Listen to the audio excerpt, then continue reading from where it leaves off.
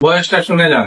একটা মেয়ে তার স্বামীর বাড়ি যাওয়ার আগে তার বাবাকে একটা প্রশ্ন করলো, আচ্ছা বাবা, আমাদের উঠোনে যে গাছটা আছে ওইটা কি আমাদের পাশের বাগানে লাগানো যায় না? এই প্রশ্নের উত্তরে তার বাবা বলল, এই গাছটা 4 বছর পুরনো একটা গাছ। এখন যদি এটাকে অন্য একটা জায়গায় লাগানো হয় তাহলে সেটা নতুন মাটিতে মানিয়ে নিতে পারবে না, গাছটা মারা যাবে। এই কথা শুনে মেয়েটা কাঁদতে কাঁদতে বলল, আচ্ছা বাবা, একটা 4 বছর পুরনো গাছ যদি তার জন্মস্থান ছেড়ে অন্য জায়গায় নিজেকে মানিয়ে নিতে না পারে, নতুন জায়গায় গিয়ে নিজেকে বাঁচাতে না পারে, তাহলে আমি তো তোমার ঘরে 22 বছর পুরনো একটা মেয়ে, আমি কিভাবে নিজের জন্মস্থান ছেড়ে অন্য জায়গায় গিয়ে নিজেকে মানিয়ে নিব? আমি কিভাবে নতুন স্বামীর ঘরে গিয়ে নিজেকে বাঁচিয়ে রাখবো?